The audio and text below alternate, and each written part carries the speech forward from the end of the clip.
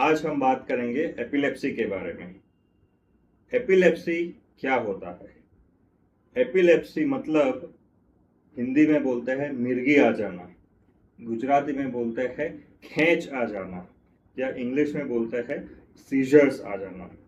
तो ये जो सिंड्रोम है जिसमें बार बार खींच आ जाती है या मिर्गी आ जाती है या फिर सीजर्स आ जाते हैं, उसे एपिलेप्सी बोलते हैं। तो एपिलेप्सी में होता क्या है?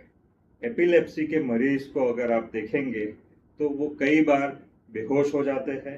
बेहोश होने के बाद हाथ पैर में ऐसे बेहोशी की हालत में झटके वगैरह आते हैं। आंख ऊपर चली जाती है। कभी कभी बेहोशी की हालत में पेशाब हो जाता है। कुछ समय तक पैरालिसिस की असर रहती है। किसी किसी को एपिलेप्सी में ये सब नहीं होता है, बेहोश नहीं होते हैं, लेकिन केवल हाथ या पैर हिलने लगते हैं, जो कुछ समय के बाद बंद हो जाते हैं, लेकिन इनके काबू में नहीं रहता है। कभी कभी देखा जाता है कि चलते चलते अचानक से बेहोश होकर गिर जाते हैं, फिर 5-10 सेकंड के बाद वापस उठ के चलने लगते हैं, लेकिन उन्हें याद नहीं रहता है कि मैं गिर गया हूँ। तो ये अलग अलग प्रकार के लक्षण रहते हैं एपिलेप्सी में। एपिलेप्सी होता क्यों है? तो एपिलेप्सी होने के कई कारण रहते हैं। बच्चों में ऐसा देखा जाता है कि जन्म के वक्त ऑक्सीजन ना पहुंचा हो दिमाग में, बच्चा लेट रोया हो या ना रोया हो, आईसीयू में रखना पड़ा हो, या फिर कभी कभी पीलिया हो जाता है जो उसका असर दिमाग पे हो जाता है। कई बार कुछ इन्फेक्शन हो जाता है दिमाग में जिसकी वजह से एपिलेप्सी हो जाता है। कभी कभी चोट के वजह से हो सकता है।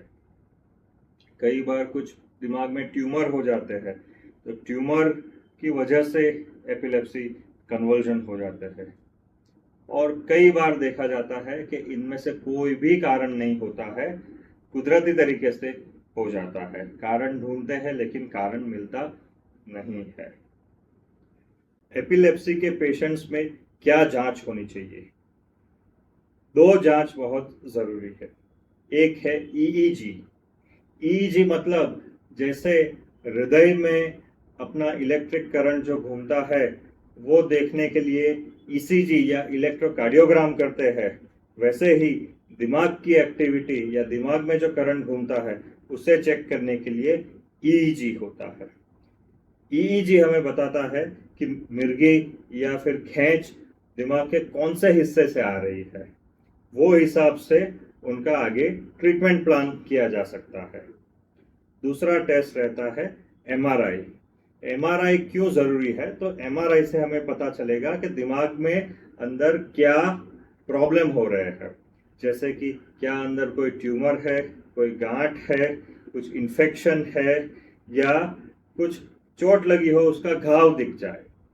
तो ये दो टेस्ट बहुत ही ज्यादा जरूरी है। एपिलेप्सी की ट्रीटमेंट क्या करेंगे? तो पहले तो एपिलेप्सी की ट्रीटमेंट बहुत ही ज़्यादा ज़रूरी है।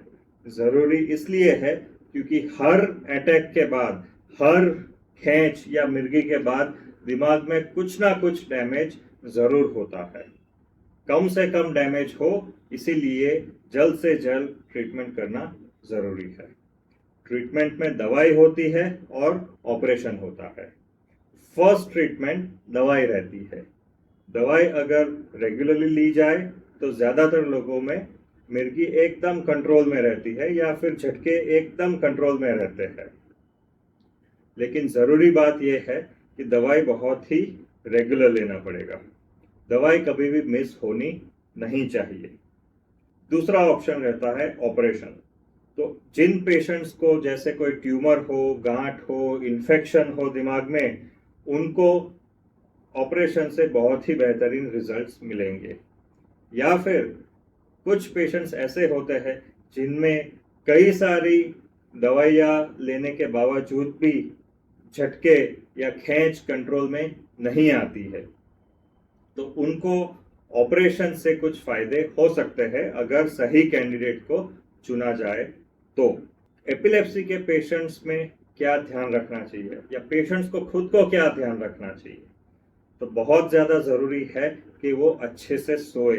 नींद अच्छी होना बहुत ज़्यादा ज़रूरी है। ये देखा गया है कि अगर नींद बहुत अच्छी रहती है तो फिर एपिलेप्सी या मिर्गी के एपिसोड्स बहुत ही ज़्यादा कम हो जाते हैं।